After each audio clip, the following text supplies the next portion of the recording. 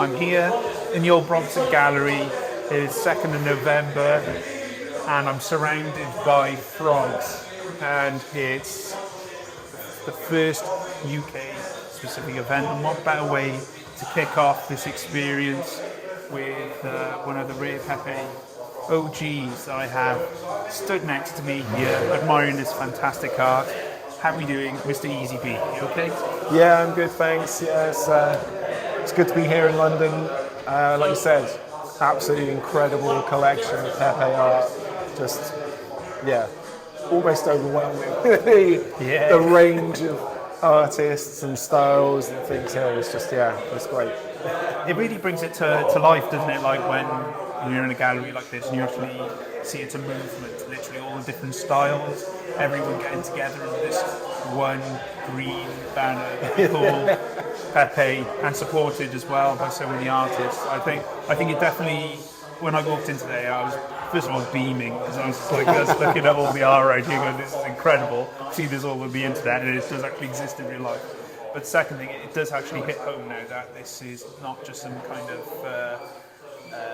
thing that's going to go away, or some frivolous art, but it's actually something that, well, as you can attest to from back in, when was it? 2017 was when I started, yeah. So give us just a brief overview of your involvement, how you got involved in Pepe. So I've been friends with Mr. Hansel since we were kids. He discovered Counterparty through Spells of Genesis, some of the other games that were going on. Through that, he then discovered Rare Pepes, and he started creating his Rare Pepes. And, he was sort of telling me about his journey, and then I sort of eventually got onboarded, and I haven't looked back since. And what a journey it's been in 2017. I mean, you've seen obviously been through the original Rare Pepes.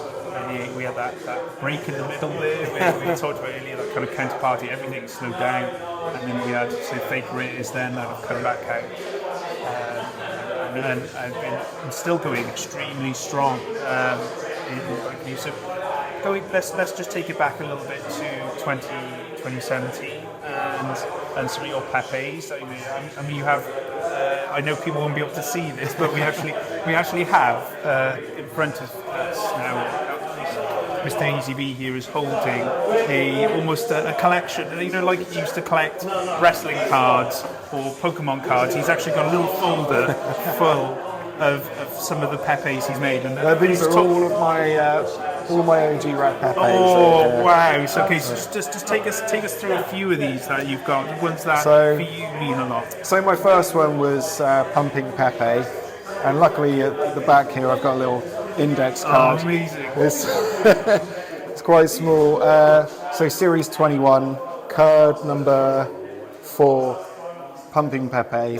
That was my kind of Genesis Pepe, as it were. I think that came out around July, August time. I'd actually been kind of involved in the community and joined the Telegram group earlier that year, probably almost 4 or 5 months before, because of the way the series were working. Series 21 was the earliest one that I could actually submit to. Series 19 was Pepes for the Rare Pepe game. Series 20 was reserved for artists that had Pepes already in the directory. And so the first time as a new artist I could get a Pepe in was Series 21. So when the submissions opened, I was straight there. And it came in number 4 in that series. So it was quite an early one. So we've got Lucha Pepe, and then So my third Pepe was Pepocky, which is based on Rocky. So the day I made this, that morning I woke up and I had my first Rare Pepe rejection, which was for Fast Pepe. So I'd done quite a low effort version of Vin Diesel with a car. But sadly that one got turned down, and I was feeling the burn from the rejection. So I then should have been working, but instead spent the day creating pep hockey. So that's always a fond memory of just getting that one out. And that one got submitted, I think, that same day in the evening, and got approved quite soon after. I ended up doing 4 in that series. So there's a Pepe Drago, there's a Pepolo, and a Thunder Peps as well. Pepe 316, which is a Stone Cold one, that was my first GIF. I wanted to just experiment how to make a GIF, because ultimately that then led on to me creating Pepe Recall, which was like 24 frames, which is quite a big jump. Yeah, I didn't want to jump into that one straight away in terms of animation and stuff. So yeah, Pepe 3.6 was sort of like just practicing some of those techniques. Stan Pepe, it's always one of my favourites because I use the old Marvel Universe Series 2 kind of layout of the card. I sort of stole most of the layout for that with a few sort of tweaks. I've created a back for that when I've handed out some cards with like my Twitter account and stuff like that for people to see, which is again designed on the trading cards. It's kind of cool. I did Stone Cold, so I had to do one of the Rock as well. So Smell Pepe was born. Again, that one's got like, originally didn't have any animation, and at the end I did in total 3 frames of animation for him to raise his eyebrow. GI Pepe was an early one with action figures. So just loving action figures and the packaging, just creating Pepe sort of based around that. A couple of those, Pepe Mantis, Tails from Pepe. Yeah, Tails Pepe. Again, another comic book cover, comic book fan as well. So a lot of these Pepes here are just born out of geek and toy culture. Yeah, pretty much. Movies, comics, action figures, video games, all that kind of stuff. Funnily enough, I don't think I've done any. I've done a Hitman Pepe. That was like a commission that someone asked me to do. But off my own back, I've not done any kind of video game Pepes, but maybe something in the future. Yeah. Frog Bus has always been quite a popular one. And of course, a Pepe Frog Bus isn't going to be filled with Totoros, it's going to be filled with Doge Toros. And then Seaside Pepe, I was on holiday. You know, everyone who starts making Pepes, you start thinking of, I can turn that into a Pepe and pretty much everywhere. So I was on holiday at the beach and had to make a Pepe and turned that into a Pepe card. And then we've got Pepe Masters, which again is another action figure based one, based on a Masters of the Universe action figure. So I made this Pepe in 2017, and finally this year in 2022 here at Pepe.X we have the Pepper action figure in real life. Let's have a look at this. So in front of me is how I best describe it: a He-Man action figure from the 1980s onwards, and it's rather than Master of the Universe, it's Pepe's The Memeverse. And we have Pepper here, the amphibian warrior. So hopefully I built that up enough with the epic voice there. And this looks like some kind of a relic from the 90s. It's been preserved because it's in a kind of a very specialised plastic case, acrylic case. It's got thank you. And so we've got Pepper here with Axe, and the EZB logo on the bottom right hand corner, and then if we flip it over as well, then there's different figures as well that you can collect so separately. So tell me a little bit about this piece then. So this is going from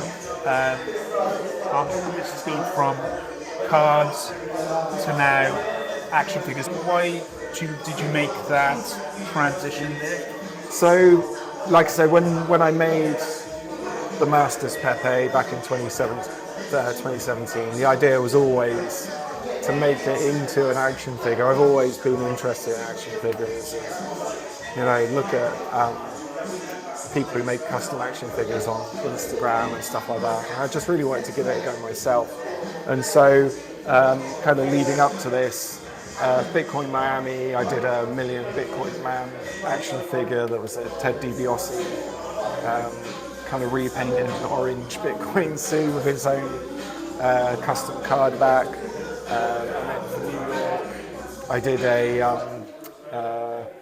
Pepe 3.6 action figure. So again, the Stone Cold with a T-shirt with Pepe 3.16 on. Again, on the same custom card back. And I'd sort of started working on Pepe, sort of sculpting the head, and then I was contacted about this gallery and thought, oh, this would be the perfect opportunity to actually get it finished and get him on display. So yeah, he's got custom sculpt on the head. It's a repaint on a figure, and then a custom card back, which I've done myself on Procreate and then printed out. And then on the back of it, like I say, is sort of a few other characters that I'm hoping to make at some point in the future. And I've tried to, again, do the card, the actual back of the card, in the spirit of those original 80s action figure cards. Because you get them as a kid and you'd see all the other figures and you're like, oh, you get the FOMO of wanting the other one. And the other figures that we've got on the back here, we've also got Pepe, who is the most powerful meme in the universe, obviously. Then we have Doge Man, which is the savage hench meme. And then we have Nakamarms, Master of Bitcoin, and then Skelejack, then the meme of destruction, all based around the key memes around. I suppose that are going around. Yeah, so we've got Doge and Wojak, but then a Nakamoto based one as well. Because Pepe and Nakamoto is sort of quite a strong connection on the counterparty Bitcoin side. Then you've got these slightly evil characters then. I suppose it's the Doge. Well, yeah, the Doge and the Wojak. On that side, I think it's almost like this is like a natural progression, because I believe I was talking to yourself and Mr. Hansel around Pepe X originally, and they were just trading cards in a playground. People just made them. Yeah, in digital form, yeah. And this almost seems like a natural progression then into looking at my childhood, going from the Ultimate Warrior Hulk Hogan action figures and then building up this. Pepe as a meme, what do you think the power of Pepe is? I know that's going a bit, perhaps a big question. I think it's just that you can apply Pepe to pretty much any kind of situation. I think just looking at, like I say, looking at all of the art in the gallery here today, you can see the variety of different ways that Pepe is utilised. We've got, graffiti style Pepes, tattoo style Pepes, fine art Pepes, embroidered Pepes. There's no kind of limit to what you can or cannot do. Just using Pepe as a template. Your limit is your imagination, which I think is like one of the hooks from Lego. In a way, I agree. Back to toys. It's just kind of I think from the original rare Pepes to fake rares, again, there's no, people aren't slowing down in the creation of those kind of collections. People are always coming up with new ways to spin a Pepe based on up-to-date pop culture or old masters paintings. Yeah, exactly. Which we're surrounded by today. Some very, as you say, the diverse styles around us. So we're looking around the gallery right now. We've got Papinados on the wall. We've got Pepe Angelos as well, very traditional kind of oil painting styles, as well as some of Viva La Vandals as well, which paint Vitti Pepes, action figures, and all kinds around here. So as you say, it's far-reaching. Do you think Pepe will be bigger than Mickey Mouse in the future? I think so because Pepe is so decentralised. There's no limit on where or how it will be used now. I think Matt Fury is still kind of like the father of Pepe, and it's great to see that he's kind of embraced NFTs and is releasing his Pepes on NFT platform. And I think he's kind of accepted that kind of Pepe as a meme has outgrown his ownership, but he's still part of that. Even if he wanted to, he couldn't put Pepe back in the box, No, so exactly, to speak. exactly, It's just too big. And I love the fact that he's just embraced it. Just said, go out, go create, and he's created this amazing wave of creativity, basically. And a couple of people I've spoken to already have kind of compared the Pepe movement to the beginning of like the street art movement. It's kind of got those vibes about it, where it's just, a wall is decentralised. You can do a bit of wall graffiti and spray paint, you can get anywhere. And the Pepe, as a consequence, then is also just a character you can get. And also a pad, a lily pad, so to speak, or just something that people can start their ideas on, and then they have kind of universal appeals. So and as well, it works in the fact that there is a marketplace already built in. There are people that buy Pepe art. So if you're kind of praising Pepe art, there are collectors out there already. You don't have to sort of fight to kind of claim, some recognition. As long as you kind of put yourself out there and get involved with things like this, and people will see your art.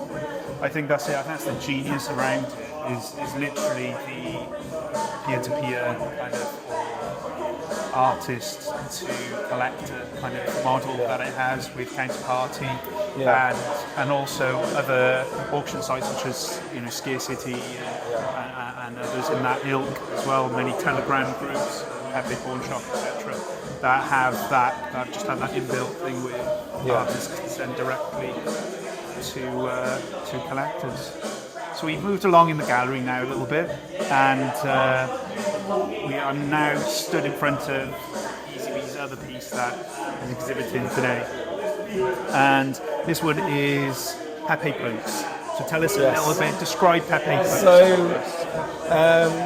Pepe Punks is a sort of crypto-punk derivative, but based around just Pepe. So using Pepe's face as the sort of main sort of template. So they're all 24 by 24 pixels, like the original punks. And the four that are on display here, so I've got a clean version with sort of no attributes. There's a Nakamoto version, so he's got rather than a smile, he's got a sad face. He's got the Nakamoto hair and he's got Nakamoto's glasses. I've given that one a gold background as well. Of course. I believe it's actually called the goat face. And I know this because Crypto Graffiti talked to Dorian about it, and currently it's called the goat face. So there we go. And then there's a DJ Pepe one. So yeah, watch out. Make sure he doesn't steal your girl. That one. And then Kekov's one with the sort of chicken hair and big attributes. And so yeah, this is something that I kind of created as just something to do back in sort of 2021, and didn't really know how I was going to release it or when. I just, kind of like that pixel art style, and felt like there weren't any Pepe ones that I was aware of at the time, and so I just thought I'd kind of make my own, using some of the rare Pepe colored attributes, and that's kind of sat dormant because at some point I want to try and release it on Counterparty, but I need a bit of time to try and work out the best way of doing that and the mechanics of doing it.